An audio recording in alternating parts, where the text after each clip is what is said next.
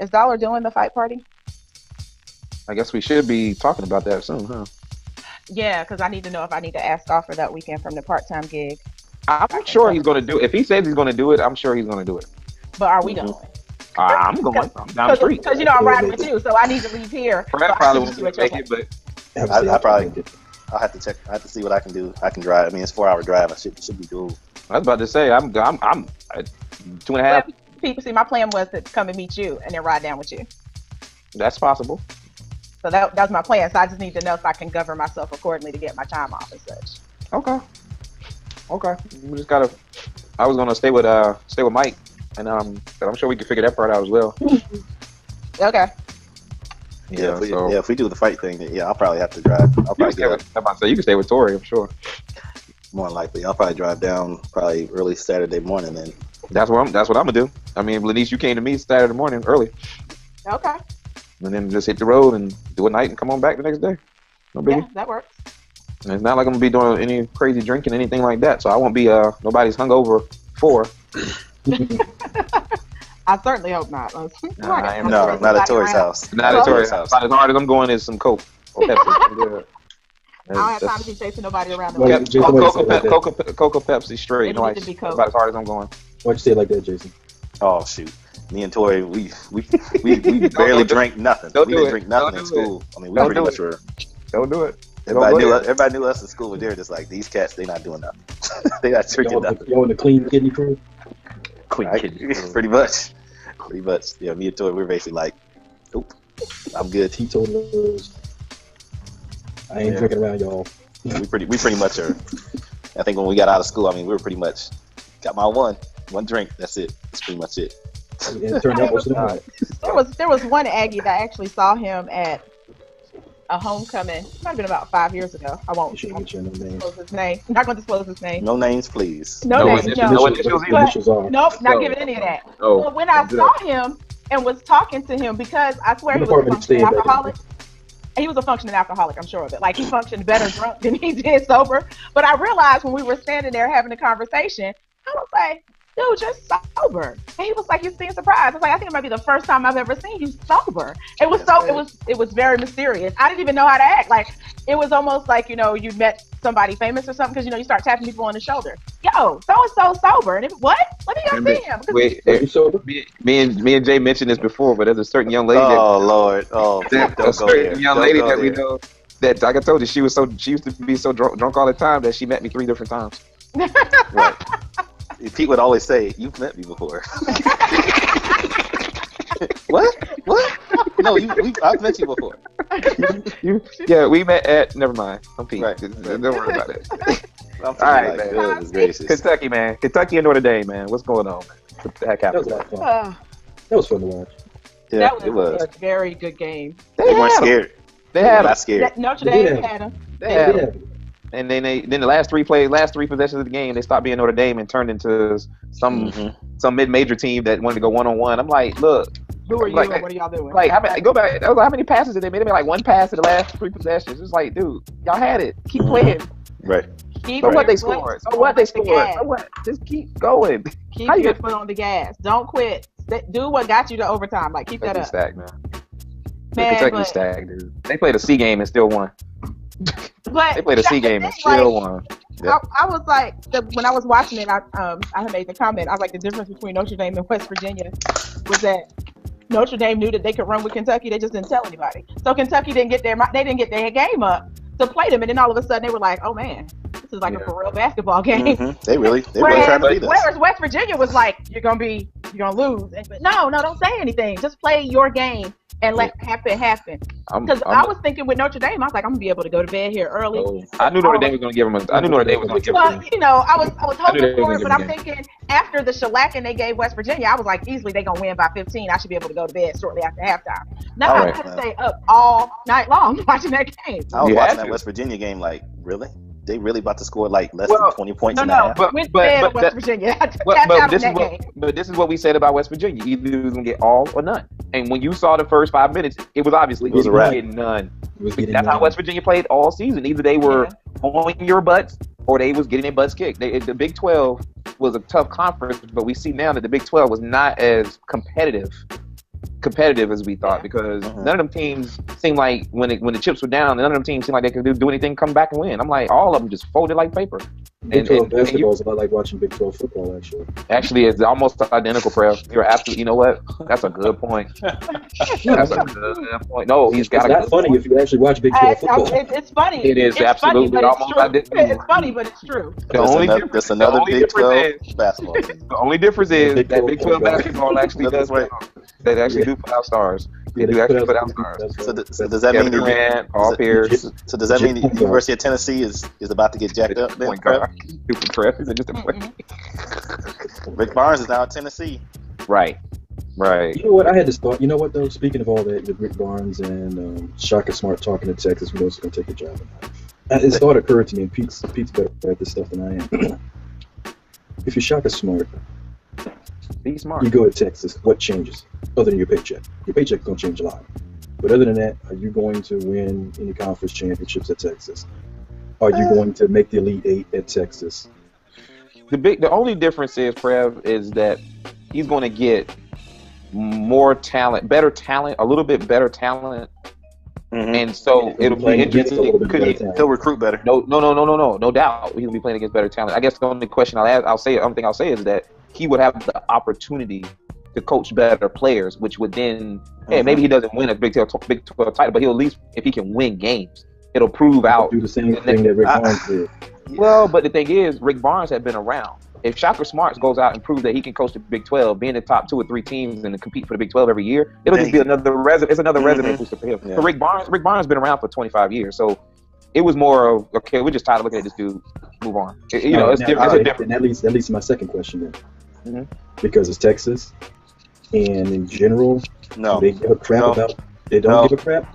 Jason, you know where I'm going? They're not going to let that happen. There's no way they're going to let. No. They're not going to. I think we all know what the elephant in the room is. That at Texas. Two at Texas. That's cool, Jason, because that answers my question. That's part of my question right there. I can't see them letting. I can't see them letting. Hold on, Jason. If the University of Texas, regardless of who was coaching, won the Red River War and won the Big 12 football championship and won a bowl game this year, does Rick Barnes still have his job? Yes. And that's my point about what changes for Shaka Smart if he goes to Texas. What changes at Texas? It's a resume booster. That's all. It's nothing different. It's a resume. I was thinking the same. Prev, we on the same page because I was thinking the same thing myself. If I was him, I would. So because Mac Brown had a hard run. I'll stay at VCU. I mean, if you want $2 million more a year, no doubt. If it's really about the money, but if it's just about being comfortable and having complete control, and you got all of that at VCU. So this depends, like you said. If there is no other show at VCU. Yeah, this is it. That is the show. You are the show. Yeah, I agree. No, it's at Richmond right now. Havoc. That is Richmond right now. Yep. Yeah. I know one thing. I actually wish he would be the Ohio State coach. I wouldn't mind Thad Matta leaving and taking Shaka Smart. And Shaka Smart would take that job if Ohio State opened up because he got roots out there. That's a different story than Texas. That is a very different story. Yeah, it's totally different. It's totally different. But at Texas, I'm with you forever. If they had a good football year, they probably just like, Rick Barnes, it's all right. Don't worry about it. Again, whatever. Right, but because the Charlie, 17 years. How many coaches can say that? I mean, that's what I'm saying. I mean, when I saw the resume, and then he was with Clemson. He made a tournament like 6 or 7 times with Clemson. He had 408 wins and 180 losses, and I was like, golly, he's that much over 500. Yeah, I would have never guessed. I would have never guessed that. And Jason, you want to know why you didn't know his record was like that? You want to know why you didn't know his record was like that? Because he got beat every year. Because he was at Texas. Because he was at Texas. Yeah.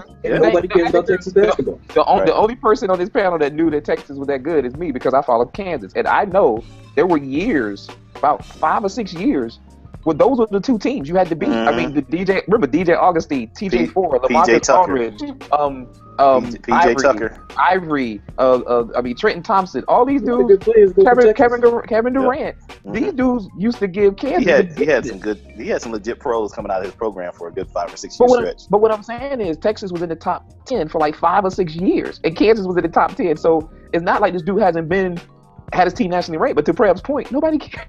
Nobody remembers. Yep. They still have 400 wins. 400 wins. I couldn't believe it. I was like, golly. Yep. And the other thing, and then if you look at Rick Barnes, this man got fired. Rick Barnes got fired on Monday, had a job on Wednesday. So that should tell you that. I couldn't believe it when they said they hired him that fast. I was like, you mean? I said, was the other coach even fired yet? It was fast. It was fast. I couldn't believe it. Like the other coach was still cleaning out his office, and dude was like, "Hey, I got the moving boxes here. What do you need?" Right. They did a Tony Sparano. I mean, it was just like, what in the world? Tony Sparano coaching the team. They saying, "Yeah, we want Harbaugh." What? What? It still says head coach on my door, doesn't it? Nope. Not anymore. It's gone. Goodness gracious.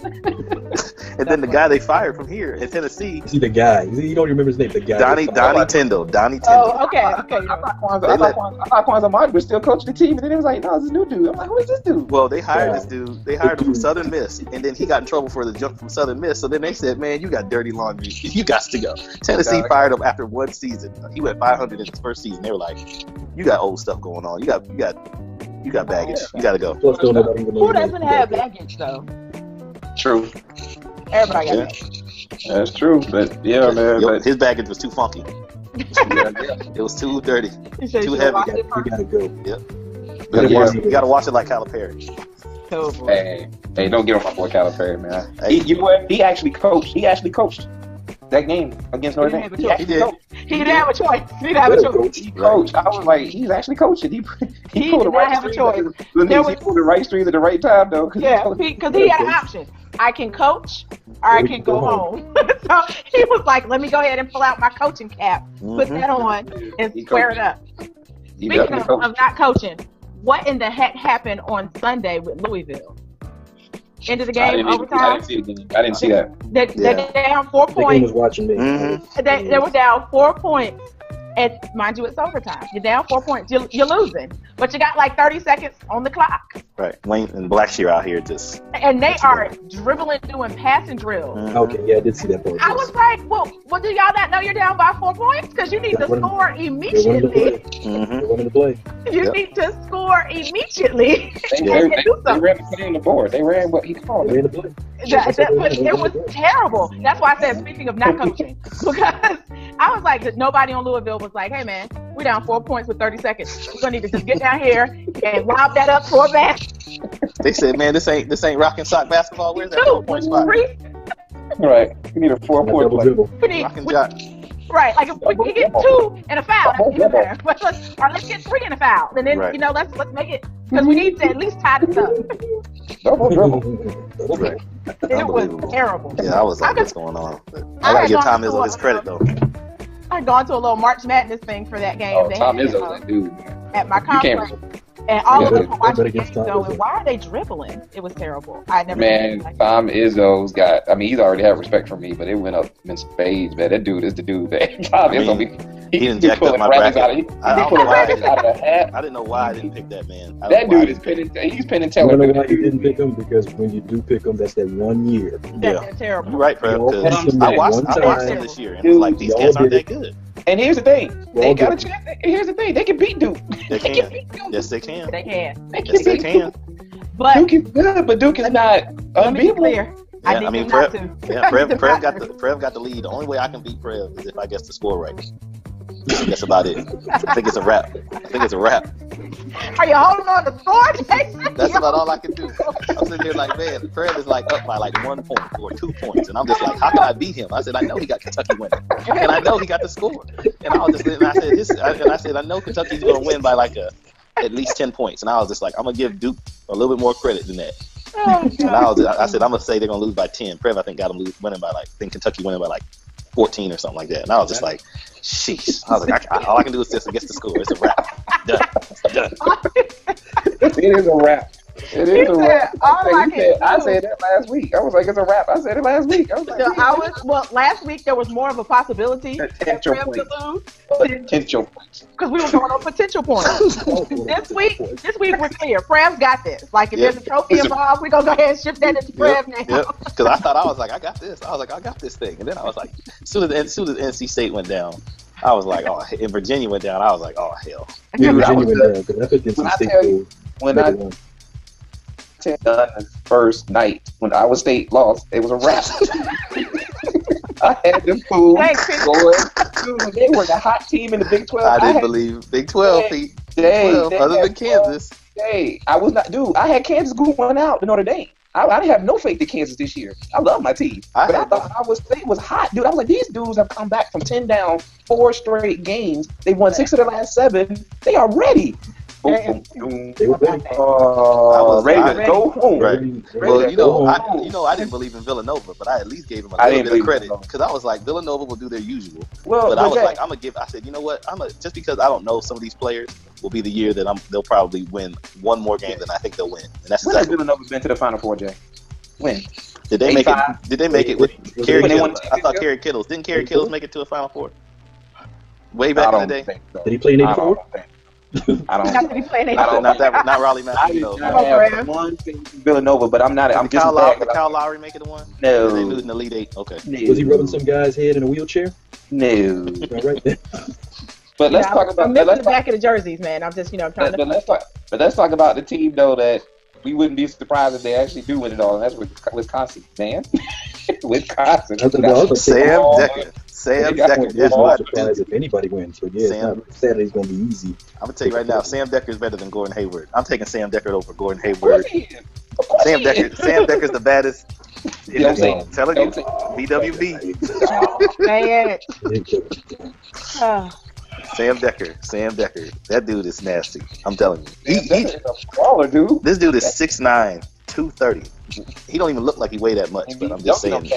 Yes. Dude on many people this year. Yes. And I was like, who is this guy? He got the skill set to play. He'll be a borderline all-star, but Sam Decker is.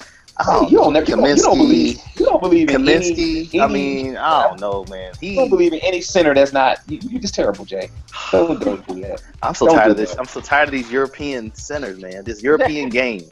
This shooting 3-pointer centers and he posts up. He posts up, but is he strong? Is he a legit strong post up guy? I guess we're gonna find out against Kentucky, but I don't know, man. Sam Decker. Sam Decker. Or not Sam Decker, but Kaminsky. I'm kind of like, are you gonna end up being Chris Mihm or, are you gonna be David Lee? I don't know. David Lee in his prime with the Knicks. I don't know. Oh Lord. Because Chris Mihm, they hyped him up too, and then he went to the Cavs and was just like, "What are you doing?" Well, that's why the Cavs.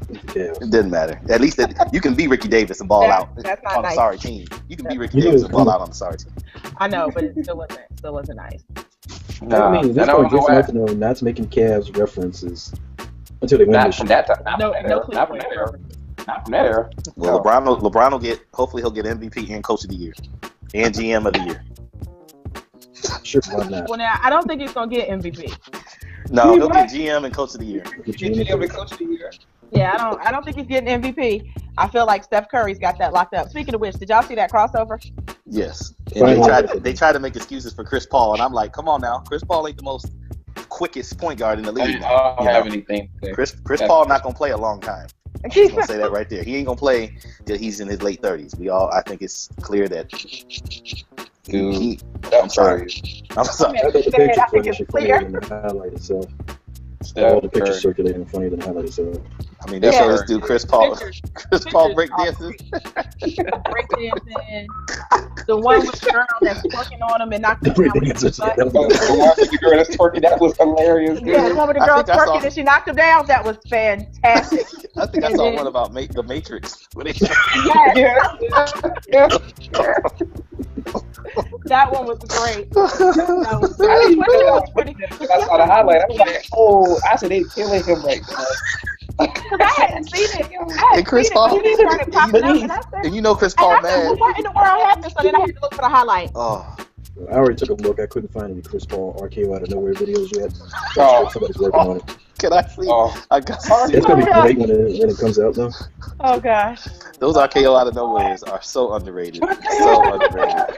You cannot watch them enough times. I'm telling you. You just won't like it. But when that one with James Winston came out, I watched that thing like 60 times in a row.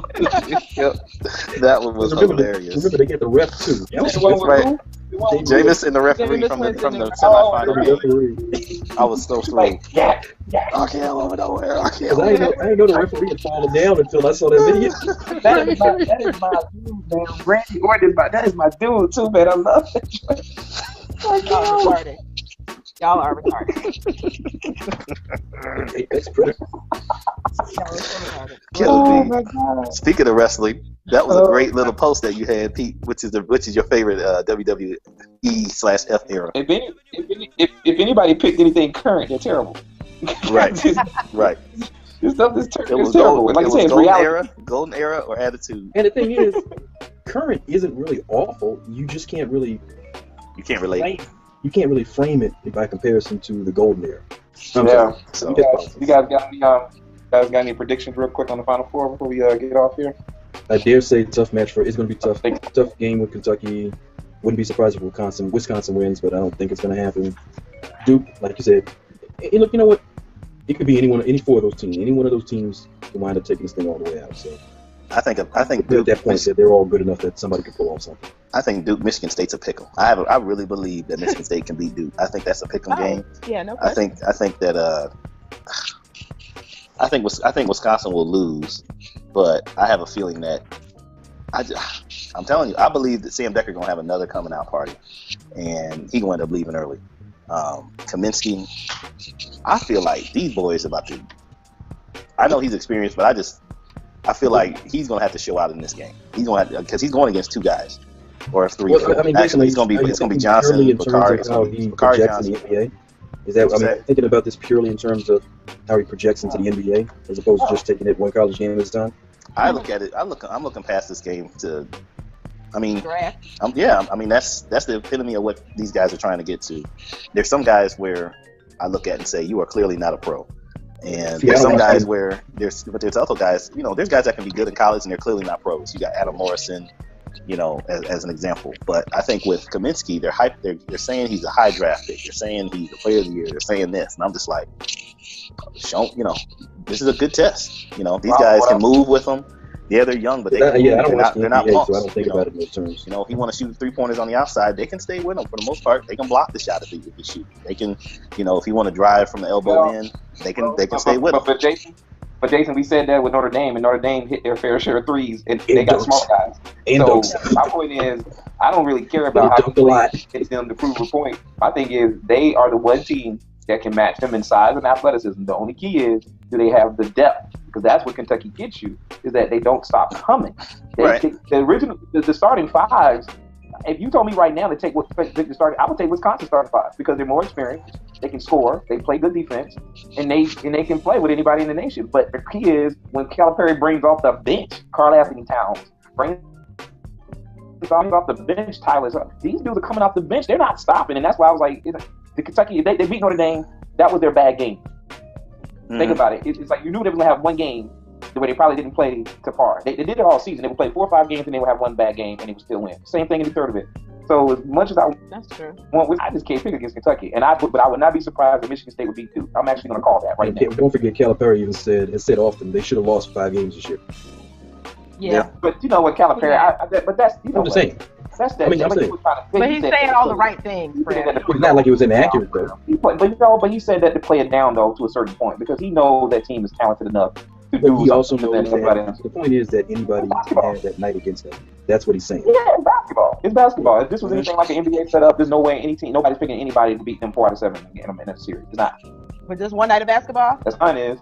Yeah. I'm going with Kentucky, Michigan State, and then I can see Michigan State hanging with them, just playing tough defense, but I can see Kentucky taking it all the way, man. I'm going with the 40-0. I hate to say it. I'm going with the 40-0. Sometimes you got to go with what you got to go with. Wisconsin to win, though. I really would like Wisconsin to win, but I don't know if they can. I wonder how Bob Knight going to feel. I do want to see 40-0.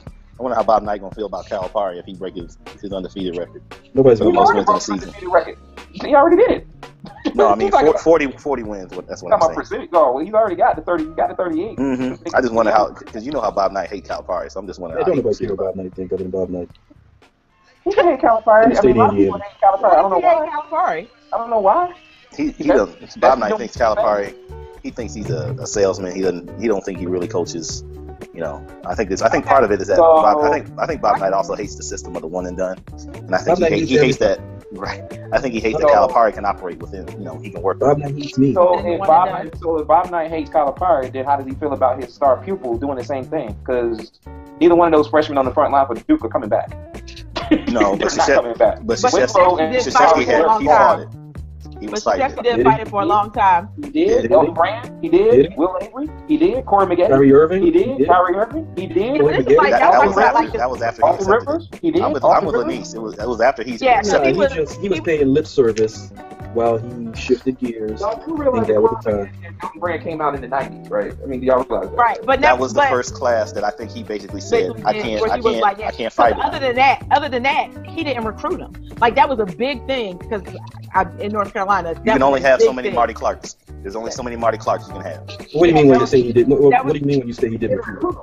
He didn't recruit him before. If they had no intention of staying, like, that was a big thing. So wait a minute. So you're saying if he didn't want him, somebody put a gun to his head and forced him to offer him a scholarship?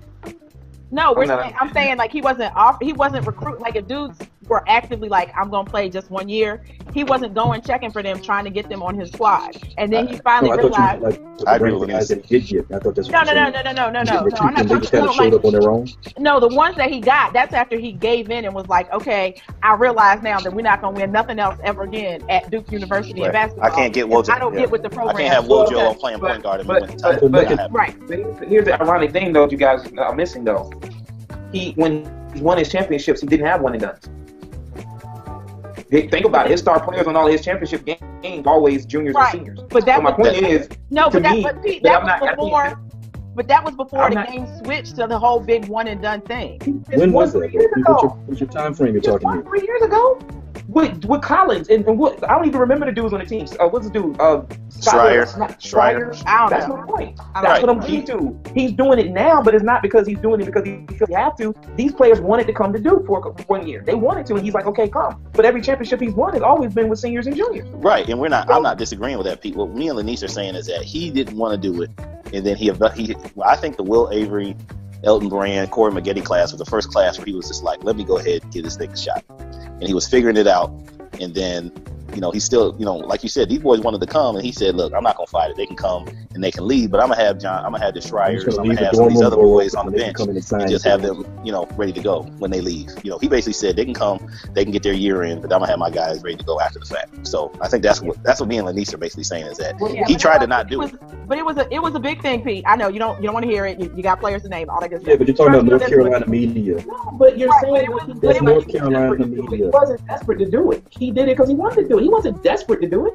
I wasn't saying he was desperate to do it, but my thing was, it's like, he never, like, that wasn't his big thing. When the other schools were all like, okay, one and done because we want the big names, the top recruits. What other schools? It sounded like everybody was doing that. Because y'all already know the past like 5 years. I'm going back in the 80s and in the early 90s. Work with me here. Because Mike Krzyzewski's been at Duke for 100 years. So anyway. But there's in the 80s, what not they didn't do it. That wasn't you couldn't do it. That's what I'm saying. I know what you guys are saying is a big deal that he didn't want to do it, and I'm sure there was. I get that, but I'm saying now the fact that Okafor and that kid Jones were tied at the hip, they had 3 other schools to pick from. Krzyzewski could have said Duke is off the table, but he didn't do that, and I don't think he wouldn't have won. I mean, he would have just went out and got other players like he's done before. No, but what I'm saying, I think what we're trying, and Lanice, correct me if I'm wrong, what we're saying is that Krzyzewski has evolved and eventually adapted to having the one and dones, working a system with other players that are going to stay 4 years. I know that you've got some of these guys like the Nate James, you've got Kara Wells, you've got Wojos, you got those types of guys that are on the team, but it seems like what has happened is that he's adjusted to having the one and dones and getting some of these upper echelon players, and you see less of the Wojciechowskis and what's the other guy's name? Who's the big man that played there? Miles Plumlee, the oldest Plumlee. Come on now, he was never a one and done. He was always going to be a 4-year player, and Krzyzewski knew that. He was like, I need you. And then who was the tall power forward that could only shoot, had no strength the other 2 years ago? What's his name? I can't think of his name. Thank you very much. You can't even think of his name. He's not a one and done, but he's a guy where Krzyzewski will say, he has a skill set that I need that will work in my system for 4 years. He'll get a degree. He'll go be a coach, and I ain't got to worry. I ain't got to worry about him going to the league. He'll get those players, but the good players are now going to Krzyzewski. But don't think that him coaching Dream Team 2 and being connected to these pros ain't helping. I think that's probably going to help. No, all I'm saying is he hasn't won doing that system. So we'll see this year But all of his championships haven't been with an Okafor or a Kyrie Irving. You see what I'm saying?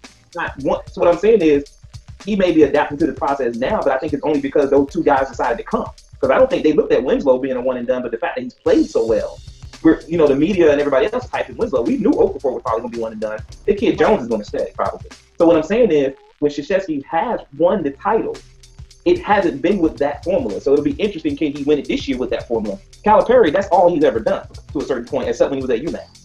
That's all he's ever done. When he was at Memphis and he's been in Kentucky, he's always went to if you look at Memphis, who were the one and dones at Memphis? You only have one. But that's my point. And even when he won with Anthony Davis, there were senior leaders on that team. There were two guys on that team. So I get it. But they weren't Calipari guys. I just give Krzyzewski more credit what credit is due in the sense of being able to coach a team. Oh yeah. Juniors and seniors. We're not saying he can't coach. We weren't taking anything from that. It's what Jason was saying is like Jason had said. We're just saying he's evolved to go with the new trend of the one and done, whereas before, because he's actually gone on record. There have been interviews, all of that, where he was not a fan of that system. And I was saying he was just wasn't a proponent of it. He knows what people want to hear, and all of that stuff. So that's why we were saying no, that wasn't his thing. That's not what he did, and he has since given up the good fight and the good rhetoric on it. And it's like, okay, well, we're going to work it this way. I can find guys that can work in my system, even if they're only going to be here for a year, to try to get us, back to where we're trying to go and get us to where we're going. Thus, the such and so forth. Right, because I know. Because if you think about it, because he doesn't have. Do you see a Wojo or Chris Collins on his teams now? Yeah, Quinn Cook. I think Quinn Cook's better than. He just got better. Don't even try. They've been trying. They were trying to get him to leave before, and he wasn't that good. But it just seems like. He ain't going to the NBA, so don't even try. I guess you can put him and Andre Hawkins. I guess you can put him in there with what's his name, Hawkins. Remember Andre Hawkins? They wanted him to be good. Look at this dude. Look at this dude last other game. Matt Jones just hit a bunch of shots. Right. I guess it looked.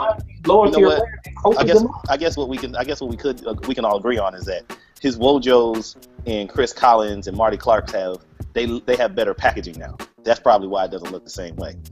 I think they look like they're more athletic, better players.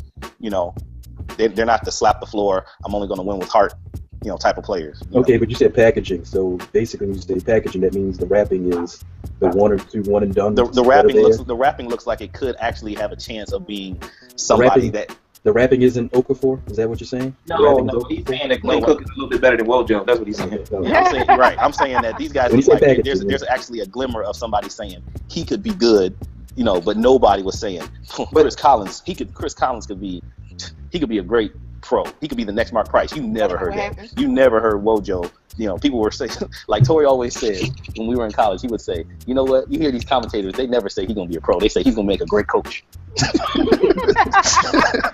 That was our thing. Is that they always say that, and that's but you don't hear them say that about Quinn Cook. Say he's gonna make a great coach. They say he may have a chance. Yeah, but my point is, you see Connecticut win with Kemp. Yeah. Bass Napier. We've seen Duke win with seniors. The one and done it's out there, but it's not necessarily the formula. Wisconsin win. Because think about it, Kentucky's got a lot of freshmen, but they got about 2 or 3 juniors on their team and a couple of sophomores. And they played. Porteous was. Before he got hurt, he was a junior. Everybody's got a senior. Right. The twins are sophomores. Being a sophomore is a big deal these days, right? That's a big deal. Yeah, that's like being a junior. Now it's like being a senior. Oh God, I hate you. That's a big thing. Like you got sophomores. Like what? Oh man. Right. Wow. Right. That's like, man, you got some old guys on your team, right? Man, the 20-year-olds are old. God. Man, you got some old players. You got sophomores. Oh, man. But it's late though. Appreciate y'all hanging on. I'm going to bed. Go to bed. All right, y'all. All right. Peace. I know. Later on. Peace out.